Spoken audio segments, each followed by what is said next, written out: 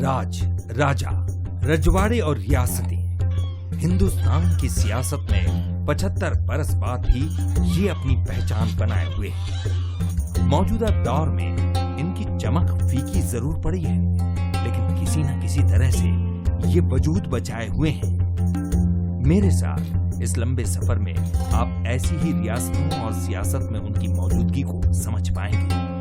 मध्य प्रदेश के बुंदेलखंड से शुरू हुआ ये सफर आगे बघेलखंड तक जाएगा। दोस्तों, मैं हूं सुनील सिंह बघेल और मैं इस वक्त हूं बुंदेलखंड की धरती पर, जहां की चौपालों पर आज भी आला उदल और छत्रसाल राजा की वीरता के किस्से सुनाए जाते हैं। छत्रसाल के बारे में एक कहावत बड़ी मशहूर है कि छत्रसाल तेरे राज में धक धक धरती होए, छत्रसाल तेरे राज में धक धक धरती होए, और जित जित घोड़ा पग धरे तित तित हीरा होए, और जित जित घोड़ा मुंह धरे तित तित फत्ते होए। लेकिन दोस्तों, अब ना वो राजे रहे ना वो रजवाड़े रहे, लेकिन इसके बावजूद मध्य प्रदेश के चाहे वो चंबल क्षेत्र हो, चाहे बिंद क्षेत्र हो, चाहे मालवा निमाड़ हो या फिर गौड़ राजवंश हो, राजनीति की एक बड़ी बिसात इन्हीं बड़े बड़े महलों के ड्योढ़ियों के पीछे सजती रही है। आगे आने वाले दिनों में हम चलेंगे इसी सफर पर। देश की आजादी के बाद से ही एमपी की सियासत हमेशा रियासतों के साए में सांस लेती रही है। वक्त बदला, न राजा रहे न रजवाड़े, रह गई तो बस नाम की पत्नियां। लेकिन इसके बावजूद आज भी सूबे की सियासत को रियासत से अलग करके नहीं देखा जा सकता। आज भी करीब 34 छोटे बड़े राजघराने किसी न किसी तरह से सियासत से जुड़े हुए हैं, जिनमें से लगभग 1.5 दर्जन से ज्यादा राजघराने ऐसे हैं जिनका कोई न कोई सदस्य राजनीति के रण में लोहा ले रहा है।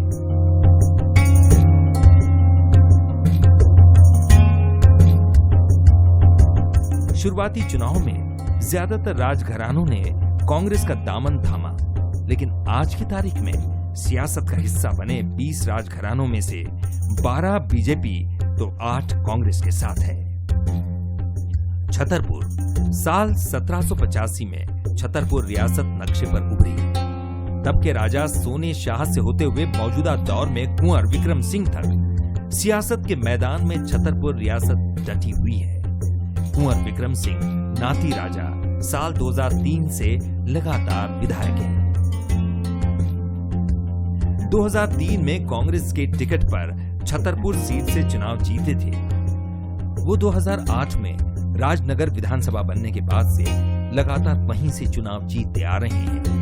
कुंवर की पत्नी कविता सिंह भी फिलहाल खजुराहो नगर परिषद की अध्यक्ष हैं। विक्रम सिंह को इस बार फिर से कांग्रेस की तरफ से टिकट दिया गया है। उनके साथ मेरी बातचीत का सिलसिला शुरू हुआ रियासत के इतिहास से। महाराजा विश्वनाथ सिंह जी को अंग्रेजी हुकूमत से सर का टाइटल मिला था। वो बहुत ही विद्वान थे और काशी विश्वनाथ के जो अच्छे मतलब उस समय के पढ़े लिखे प्रकांड विद्वान जो लोग थे, उनकी संगत बहुत रही है लेट महाराज की। और महाराज विश्वनाथ सिंह जुदेव ने अपने छतरपुर रियासत में एक लाइब्रेरी बनाई थी, जिस लाइब्रेरी में हर सब्जेक्ट की बुक्स उस समय की थी। जो उसमें मुख्य किताबें आप कह लीजिए कि मेडिकल साइंस से लेके वैद रीति रिवाजों से लेके संस्कृति की किताबें, अपने अच्छे राइटर्स द्वारा लिखी हुई किताबें उस समय की वहाँ पे उपलब्ध थी। काफ़ी किताबें आज भी हमारे पास में हैं। वो कुछ किताबें हमारे ग्रैंडफादर ने लॉ कॉलेज छतरपुर की जो लाइब्रेरी है उसको माधव प्रसाद श्रीवास्तव जी को हैंड ओवर कर दी थी। विक्रम सिंह एक बार फिर कांग्रेस के टिकट पर मैदान में हैं। उन्हें लगता है कि बहुत से मुद्दे ऐसे हैं जिन पर उन्हें अभी काम करना है। जनता के बीच में हम भ्रष्टाचारी का मुद्दा, भ्रष्टाचारी के संगे संगे रोजगार के मुद्दा, मध्य प्रदेश की जनता बदलाव चाह रही है। और जब मध्य प्रदेश की जनता बदलाव चाह रही है, सरकार बने कांग्रेस की, तो ई क्षेत्र में हम माननीय कमलनाथ जी के द्वारा स्वास्थ्य को लेकर कैसे देखो जाए कि खजुराहो इंफ्रास्ट्रक्चर से झांसी से भी कनेक्टेड है, अपने दिल्ली से रेल से भी कनेक्टेड है और हवाई जहाज से भी कनेक्टेड है। तो इतने मल्टी स्पेशलिटी हॉस्पिटल को हो वो एक बहुत जरूरी है। विक्रम सिंह से हुई बातचीत के बाद मैं बसारी पहुंचता हूं। बसारी इसी रियासत का एक ठिकाना रहा है। यहाँ के शंकर प्रताप सिंह उर्फ मुन्ना राजा भी एक बार विधायक रह चुके हैं। सर्टेन एज के बाद अगर आदमी स्वयं बच्चों को जिम्मेवारी दे दे तो अच्छी है। तो वही काम हमने भी किया है।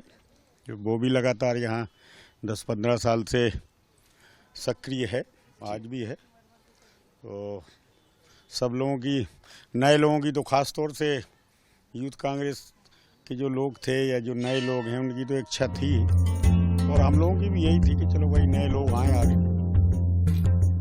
मुन्ना राजा की बड़ी ख्वाहिश थी कि उनके बेटे सिद्धार्थ शंकर को कांग्रेस से खजुराहो का टिकट दिया जाए। इसके लिए मुन्ना राजा ने नाती राजा के खिलाफ बगावती तेवर भी दिखाए। हालांकि सिद्धार्थ को टिकट नहीं मिला है। जब सिद्धार्थ से मेरी मुलाकात हुई थी तब उन्होंने कई ऐसे मुद्दे गिनाए थे जिन पर वो काम करना चाहते थे। हमारा जो एजेंडा है यहाँ खुद रह के देखा है कि देखिए जो मूलभूत चीज़ें हैं, पहले तो जैसे पानी की यहाँ बहुत कमी है। हम लोगों ने सर्वे किया था, लगभग 1 से 100 छोटे छोटे पूर्वा बस्तियाँ हैं इस विधानसभा में जहाँ पानी नहीं है, जहाँ मतलब बहुत ही छोटी मोटी चीज़ें चाहिए, उससे पानी आ जाएगा। नल जल योजना की कम से कम 80 पॉइंट्स ऐसे हैं जो केवल कहीं पाइप डैमेज है, कहीं कुछ डैमेज है, तो 4-5 साल से वो बंद पड़े हुए हैं। ये डिपार्टमेंट इतना भी नहीं कर पा रहे हैं कि आके उसको सुधार दें। तो जो मूलभूत सेवाएं, पहले तो इतना है कि जो ऑलरेडी पैसा खर्च हो चुका है इस विधानसभा में, वो सही से इस्तेमाल हो रहा है या नहीं, ये देखना बहुत ज़रूरी है। तो ये एक सेकंड मुद्दा है यहाँ के लिए। और जल के अलावा जो मेडिकल सेवाएं हैं यहाँ पर हद से ज़्यादा ख़राब हैं। चिकित्सा केंद्र बने हुए हैं लेकिन वहाँ पर कोई बैठता नहीं है, गाय भैंस वहाँ पर पड़ी हुई हैं, कुछ उसका नहीं। तो मूलभूत में चिकित्सा बहुत ज़रूरी है। बागेश्वर धाम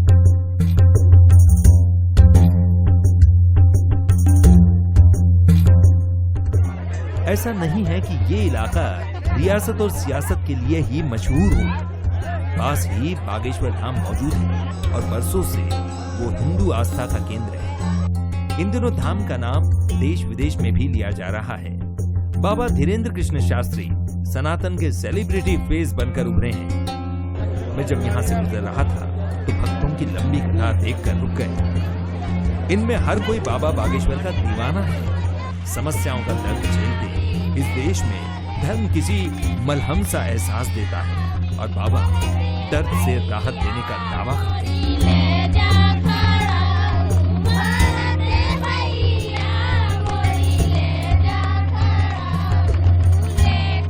रियासत में मालूम नहीं, लेकिन सियासत में बाबा की अपनी अहमियत है। इस दरबार में हाजिरी बड़े बड़ों की लगती है। राजे महाराजे अपनी जगह हैं, लेकिन इन दिनों बुंदेलखंड क्षेत्र में बागेश्वर महाराज का अपना ही एक जलवा है। आप जिस तरफ निकल जाइए बागेश्वर बाबा के पोस्टर नजर आ जाएंगे। और इस समय हम बागेश्वर धाम में हैं और यहाँ जिस तरफ देखिए आस्था का एक सैलाब उमड़ा नजर आता है। हाल ही के बरसों में बागेश्वर धाम पहुंचने वाले लोगों की तादाद में भारी इजाफा हुआ है। इस बात को ऐसे समझिए कि खाली पार्किंग का ठेका ही लगभग 32 लाख रुपए में गया है। लंबी लंबी दूरी तय कर लोग पूरे परिवार के साथ यहाँ पहुंचने लगे हैं।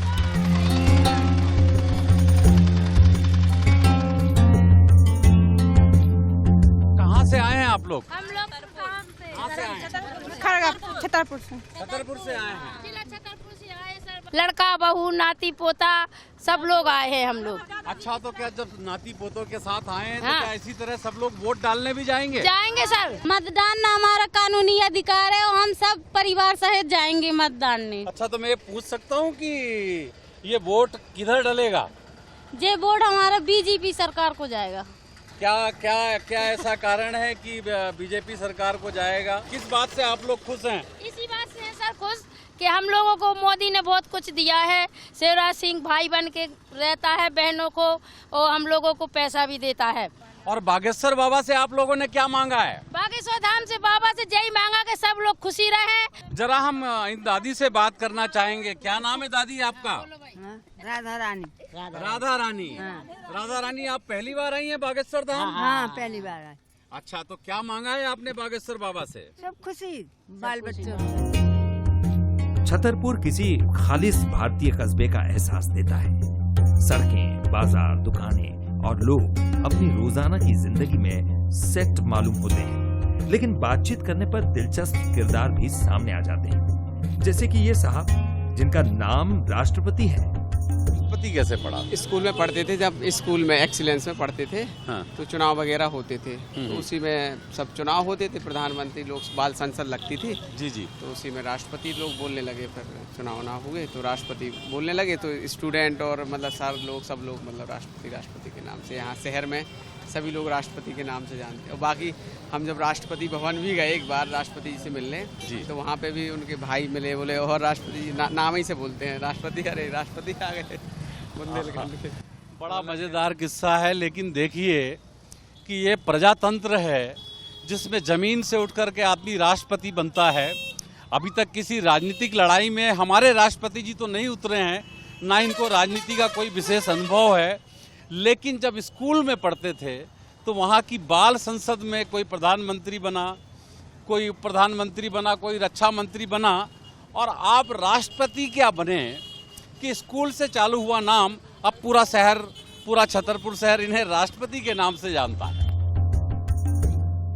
सिर्फ राष्ट्रपति ही नहीं, मैंने सुना है कि राजा महाराजा के इस शहर में प्रजातंत्र भी है और स्वतंत्र भी। कभी फिर आना हुआ तो उनसे भी मुलाकात होगी।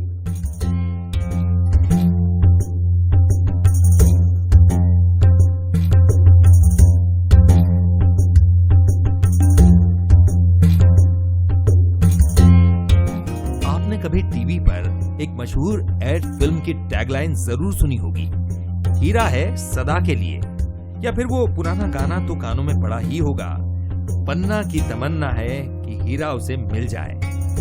पन्ना से हीरा और हीरा से पन्ना का नाम सदा के लिए जुड़ा हुआ है, इसीलिए पन्ना रियासत भी दुनिया भर में मकबूल रही है और आज भी है। ये बात अलग है कि अब रियासत का कोई नाम सियासत में मशहूर नहीं है, लेकिन कोई दौर ऐसा भी था जब पन्ना राजघराने से राजनीति की दशा और दिशा तय होती थी। इस शहर की कोख में कीमती हीरा पलता है, यहाँ खदानें हैं इस चमकदार पत्थर की, इसीलिए इसकी पूछ भी है और परख भी। इलेक्शन सामने है और यहाँ की तीनों विधानसभा सीटों में चुनावी सरगर्मी तेज है, लेकिन अब पन्ना राजघराना इस चुनावी परिदृश्य से बाहर है।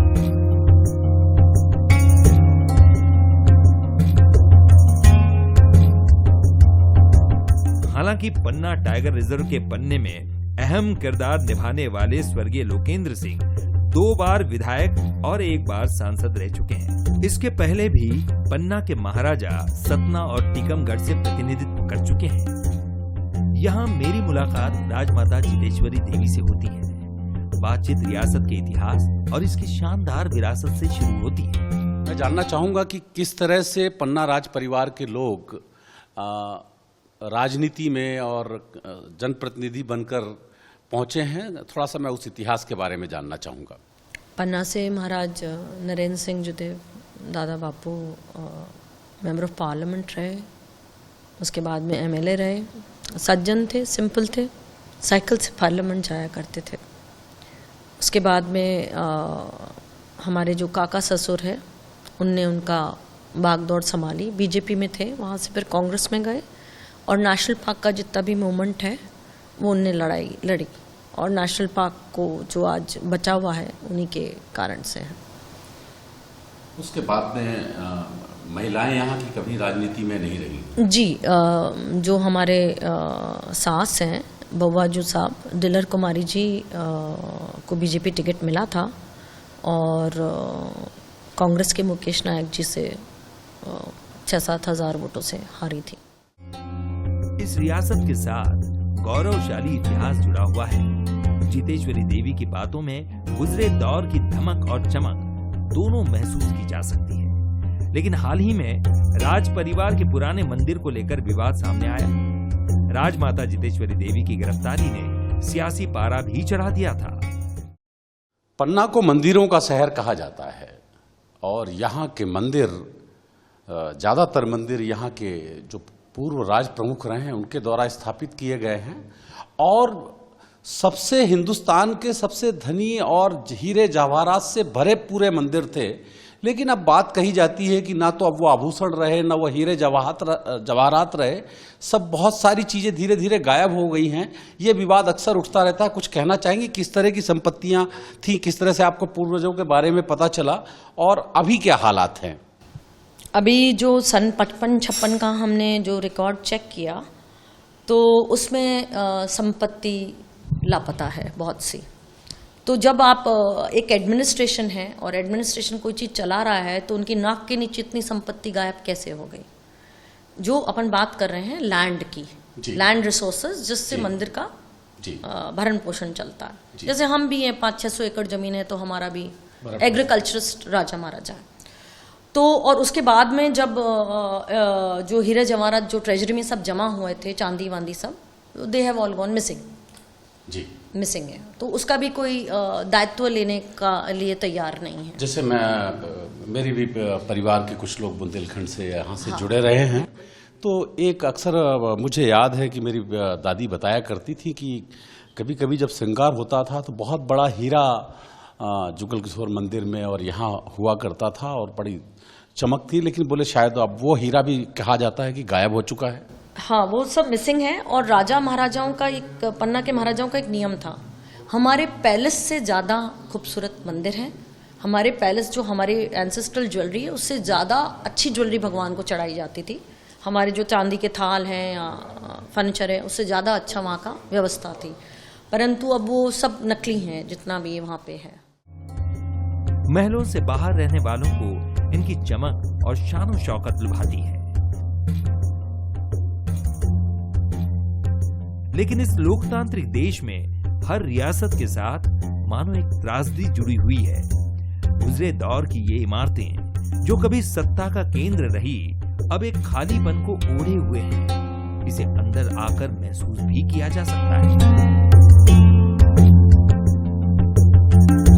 महल और उसके गौरवशाली इतिहास को पीछे छोड़ मैं आज के दौर में लौट आया हूँ। ये बरौली नाम की छोटी सी ग्राम पंचायत है जहाँ खालिस राजनीतिक सभा मेरे सामने नुमायां होती है। सूबे की सरकार में मंत्री बृजेंद्र प्रताप सिंह का यहाँ उनके समर्थक जोरदार स्वागत कर रहे हैं। मंत्री जी एक सड़क के भूमि पूजन के लिए आए हुए हैं। 56 साल के बृजेंद्र प्रताप सिंह एक जागीरदार घराने से ताल्लुक रखते हैं। एक बार फिर वो बीजेपी के टिकट पर यहाँ से उम्मीदवार बने हुए हैं। उनसे सियासत में राजघरानों की आज तक कायम पूछ पर बात होती है। इस समय हम पन्ना विधानसभा की सबसे संवेदनशील पंचायत बरौली में हैं और बरौली एक पूरी तरह से एक मुस्लिम बाहुल्य गांव है। लेकिन इस बात पर भी गर्व कर सकते हैं कि यहाँ के 50 से ज़्यादा लोग सेना में हैं। जनप्रतिनिधि हम पूरे क्षेत्र के हैं और इसलिए मैं ये मानता हूँ कि जब मैं विधायक सभी जगह का हूँ और जो कमियां हमें किसी गांव में यदि मिलती हैं तो हम उसकी पूरी करने की कोशिश करते हैं। हो सकता है आज वो गांव हमारे साथ नहीं है, भविष्य में हमारे साथ जुड़ जाए, क्योंकि ये उतार चढ़ाव राजनीति में चलते रहते हैं। लेकिन हम जब शुरुआती दौर में आए थे तब बहुत से लोग हमें पहचानते नहीं थे, क्योंकि मैंने 15 साल राजनीति पवई में की है। और उसके बाद अचानक मेरे जब पन्ना में आना हुआ तो मैं कई बार ऐसी जगह पे गया कि जहाँ मैं खुद ही नहीं गया था। लेकिन हमें एक भरपूर समर्थन सब तरफ से मिला। आपको क्या लगता है कि आपको जो यहाँ की रियासतें हैं वहाँ से आपको कितना जन समर्थन मिल रहा है? मैं ये मानता हूँ कि यदि स्टेट टाइम में रहे हैं, रियासतें रही हैं, राजा महाराज रहे हैं, तो उन्होंने क्षेत्र के लिए जो काम किए हैं उस कारण से जनता मानती रही है। आज भी जो काम करेगा उन्हीं को जनता मानेगी। अब वो समय चला गया कि हम पुराने ठिकानों के आधार पे ही हम राजनीति करें, क्योंकि हमारी अब नई पीढ़ी आ गई है। उन्होंने वो काम नहीं देखे, पूर्वजों ने देखे होंगे। इसलिए नई पीढ़ी के साथ हमें अपने अलग रिलेशन बनाने पड़ेंगे, हमें अलग काम करना पड़ेगा, उनके सुख दुख में उतरना पड़ेगा। अब हमें तो जनप्रतिनिधि के नाते अब हमें अपनी अलग रखना पड़ेगा कि हम राजा महाराजा जागीरदार या हम कोई ऐसे स्टेट के हैं। हमें तो निचले स्तर पे उतर के जनता के बीच में काम करना पड़ेगा, तभी हमें जनता का आशीर्वाद मिलेगा। हाल ही में पन्ना की राजमाता जितेश्वरी देवी की गिरफ्तारी से जुड़े विवाद और अजयगढ़ इलाके में रेत माफिया के गोलीकांड के बाद हालात ब्रजेंद्र प्रताप सिंह के विपरीत हुए हैं। इन विवादों के चलते आमतौर पर बेहद सौम्य माने जाने वाले ब्रजेंद्र प्रताप सिंह की छवि और राजनीतिक समीकरण दोनों गड़बड़ा गए हैं। बरौली में मुस्लिम लोगों की तादाद ज्यादा है। ये इलाका पन्ना और चरखारी रियासत के प्रभाव में रहा है। ये दो बातों के लिए जाना जाता रहा है। एक तो आजादी के पहले से ही पन्ना का शहर काजी होने का सम्मान इस गांव को मिलता रहा है। दूसरा, इसी गांव के ही दो परिवारों में 50 से ज्यादा सालों से चली आ रही खानदानी दुश्मनी के चलते अब तक 15 से ज्यादा जानें जा चुकी हैं। रियासत का प्रभाव इस गांव से इतना रहा है कि ज्यादातर मुस्लिम परिवारों के वोट राज परिवार से जुड़े रहे प्रत्याशियों को, चाहे वो भाजपा का ही क्यों ना हो, उसे ही मिलते रहे हैं।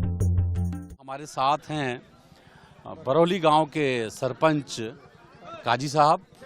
और बहुत एक छोटे से गांव को पहले चरखारी रियासत और बाद में फिर पन्ना रियासत ने बड़ा महत्व दिया। और क्या जुड़ाव रहा है पन्ना रियासत से आपका? उनका हमारा इतना करीब से मानते थे। वहाँ के हम शहर काजी थे जी, पन्ना शहर के। और पन्ना महाराज हमारे बब्बा को ईद और बकरीद की नमाज पढ़ाने जाया करते थे, तो उनको घोड़े में बैठा के शहर में घुमाते थे। तो ये सम्मान और किसी गांव को प्राप्त नहीं था? नहीं था। तो ये परंपरा कब से चली आ रही है? ये पूर्वजों से। बरौली गांव में सेना में आज भी 150 लोग का नाम है कार्य कर रहे हैं और कुछ रिटायर हो गए। तो आज़ादी के पहले से भी देश के लिए हमारे गांव के लोगों ने ही कुर्बानी दी है, और यहाँ तक कि कुछ लोगों ने अपना तन मन धन सब कुछ निछावर किया। अलीपुरा यहाँ की एक अहम रियासत रही है। साल 1757 में पन्ना रियासत के सरदार रहे राजा अंचल सिंह ने इसकी स्थापना की थी। अलीपुरा राजघराने के वंशज है मानवेंद्र सिंह। मानवेंद्र सिंह साल 1993 से 2003 तक बिजावर विधानसभा सीट से कांग्रेस से विधायक रहे। इसके बाद वो 2008 में महाराजपुर विधानसभा सीट से निर्दलीय विधायक चुने गए। फिर बीजेपी में शामिल होकर साल 2013 में इसी सीट से फिर से विधायक बने। वो मध्य प्रदेश सरकार में कैबिनेट मंत्री भी बने। 2018 में उन्हें ये सीट गंवानी पड़ी थी। इस बार बीजेपी ने उनके बेटे कामाख्या प्रताप सिंह को टिकट दिया है। रियासतें आई चली गई। कभी ऊंचे महलों राजमहल में रहने वाले राज करते थे, तो अब 75 सालों से जनता के लिए, जनता से चुनकर आए जनता के प्रतिनिधि सियासत की कमान संभाल रहे हैं। लेकिन एक बड़ा तबका तब भी अपनी रोजमर्रा की उलझन में उलझा था और आज भी उसी गुत्थी को सुलझाने में उलझा हुआ है। प्रजातंत्र का दावा तो अंतिम छोर पर खड़े रोजमर्रा की जरूरतें सुलझाने में उलझे आम आदमी की उलझने सुलझाने का था, लेकिन आज भी प्रजातंत्र को उस मुकम्मल मुकाम की तलाश है जहां जिंदगी की उलझी हुई गुत्थी सुलझती हुई नजर आए। अभी तक हमने जाना बुंदेलखंड के राजघरानों और उनकी राजनीतिक विरासत के बारे में। यह सफर अभी खत्म नहीं हुआ है। अगली बार हम जल्द मिलेंगे किसी और राजघराने और उनकी विरासत की पड़ताल करते हुए। कैमरामैन अश्विनी सिंह के साथ छतरपुर के बसारी गांव से मैं सुनील सिंह बघेल।